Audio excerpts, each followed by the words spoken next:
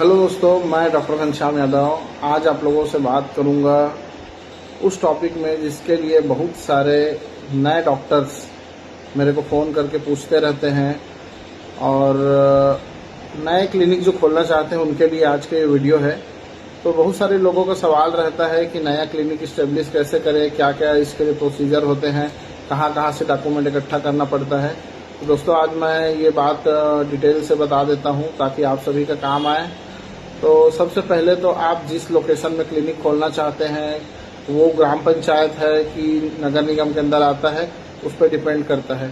अगर ग्राम पंचायत है तो आप वहाँ से एनओसी ले लीजिए पंचायत से कि अनापत्ति प्रमाण पत्र बोलते हैं जिसको, या नगर निगम के अंदर है तो उस भवन का आपको गुमास्ता बनवाना पड़ेगा, नक्शा वगैरह बनवाना पड़ेगा। उसके बाद उसका आपको एग्रीमेंट कराना पड़ेगा। अगर भवन आपका है तो आपको उसका स्वामित्व का प्रमाण पत्र देना होगा, और अगर रेंटेड है तो उसका रेंट एग्रीमेंट आपको दिखाना पड़ेगा। उसके बाद दूसरा स्टेप है इन्वायरो केयर के साथ एग्रीमेंट करना, जिसमें अगर आप आयुर्वेदिक डॉक्टर हैं या होम्योपैथिक डॉक्टर हैं और आपके क्लिनिक में अगर बायोमेडिकल वेस्ट नहीं निकलने वाला है तो आप इन्वायरो केयर से एग्रीमेंट करा लीजिए या एनओसी ले लीजिए कि आपके पास बायोमेडिकल वेस्ट नहीं निकलेगा। लेकिन अगर लगता है कि आपके यहाँ बायोमेडिकल वेस्ट निकलेगा तो आपको इन्वायरो केयर से एग्रीमेंट करना पड़ेगा। वो हर महीने या हफ्ते में या 10 दिन में जो भी उनके रूटीन है वो आके आपके क्लिनिक से कचरा उठा के ले जाता है। उसके लिए अलग अलग कलर की पन्नी में आपको उसको रैप करके देना पड़ता है। इसके बाद आप फायर सेफ्टी का एनओसी लेंगे, जिसमें आप फायर सेफ्टी के जो पोर्टल है उसमें जाके एक आवेदन करेंगे।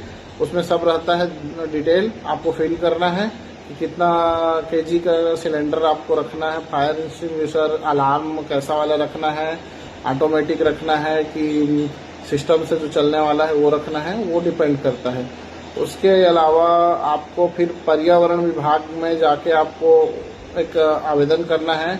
उसका एक चालान भी बनता है 750 रुपये का, शायद ऐसा कुछ है, तो वो आप बनवा लीजिए और वहाँ आवेदन दे दीजिए।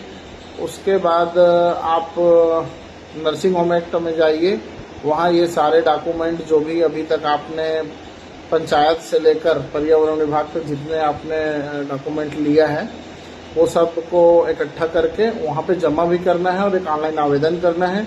और अगर आपका जो क्लिनिक है वो अगर ग्राम पंचायत के अंदर है तो 350 का लगभग चालान बनता है।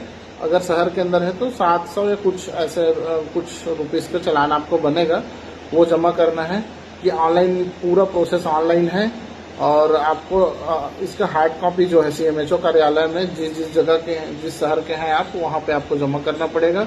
मैं बिलासपुर का हूँ तो मैंने बिलासपुर सीएमएचओ कार्यालय में जमा किया था। हाँ, सबसे इम्पोर्टेंट बात यह है, नया अमेंडमेंट के बाद ये हुआ है कि आपको एक एफिडेविट देना है कि आपके क्लिनिक में ये सारे जो रिक्वायर्ड डॉक्यूमेंट है, ये जो सारे एनओसीज है वो आपके पास है। तो वो आपके यहाँ क्लिनिक इंस्पेक्शन करने के लिए आए ऐसा ज़रूरी नहीं है, लेकिन आ सकते हैं। वो उनके ऊपर डिपेंड करता है, क्योंकि आपने एफिडेविट दे दिया है तो आपके पास ये सारे रिक्वायर्ड डॉक्यूमेंट होना ही चाहिए।